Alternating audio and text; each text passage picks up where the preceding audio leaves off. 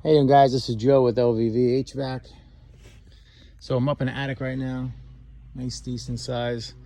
This customer says that when they turn the heat on, the fan doesn't turn on unless they put the on switch on. And he says for the past 7 years it's never done that. So I thought it was a bad aquastat, which is normally connected right here, but this one doesn't have an aquastat. And he's got his green fan wire connected with his white and blue line and white and black. So on Rheem, those are the W1 and W2. Never seen someone do this here. Really weird, because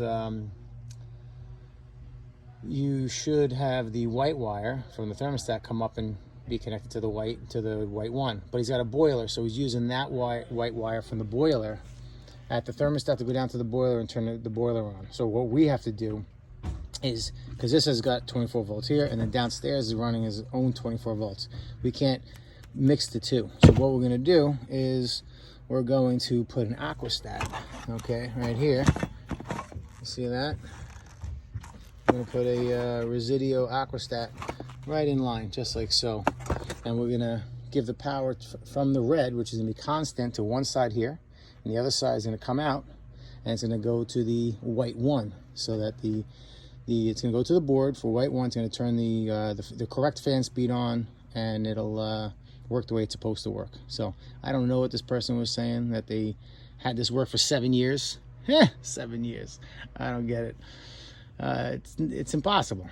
The thermostat, I called April Air, and I said, will on a heat call, will the G wire get energized? They say absolutely not. The customer says for the past 7 years it's been like that. So I really think the fan's been running constant, and then when he would kick on, it would blow out hot air. But hey, listen, it is what it is. We're gonna set this up the right way, okay? So we're gonna undo this where the green wire is connected to where the white wire is, and we're just gonna connect the green to green, and the white is gonna be on the other side of this, of the hot red. The R wire, okay? And we'll get you some more video, and we'll show you how it works. We'll show you when it's working too. All right, guys, you see this? See the back here? This is a little foam, and this little probe fits right in there. We're gonna put it right to the inlet side, the outlet side right here. So we know that when it gets hot on the way back, we know the whole coil in here is gonna be hot too, okay? So we're gonna put it right over here. This probe is gonna be connected right onto there. All right, this is we got the hot, one side's gonna be hot the whole time, and then when this thing, we're gonna put this to probably like 120. When it gets to 120, it's gonna put them both together. When we do that, we complete the circuit, and it's gonna go right to that W1 wire, okay? So it's gonna go from R, okay, up here, and then it's gonna, once it clicks together, so let's say the power's here. It'll be sitting here until 120. Once 120 happens, this is gonna come together. So it's gonna go from here to here, all the way back through the wire, and it's gonna go right to that W1, which will turn on the correct speed for the fan. All right, guys, so we strap this in, so it's nice and tight to the pipe, not going anywhere. We put a connector for the wire so it won't get pulled out. So our thermostat wire now is this one here, and we're taking the power off the red, which goes to the thermostat and goes over here.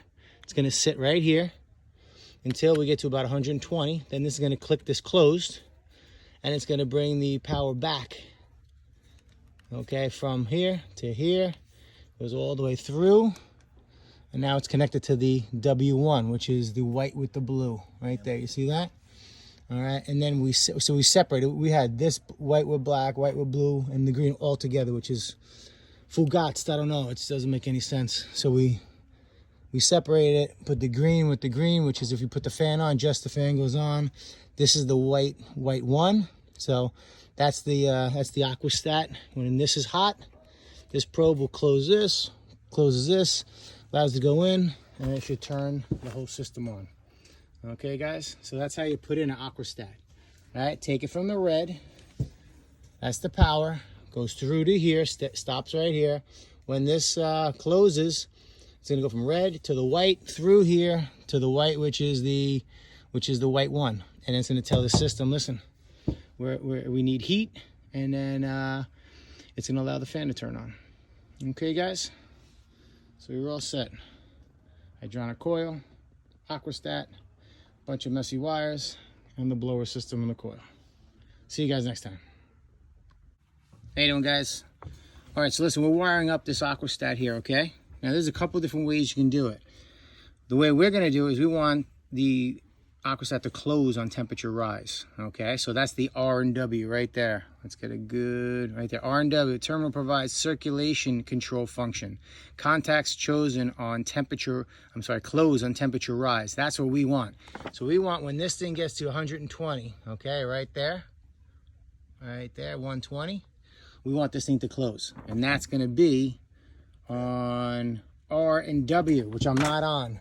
I am on W and B, which would actually close when it would get colder. Okay, so we want to get closed when it gets warmer, so we don't blow cold air on people. So I'm going to take this one here and put it right here.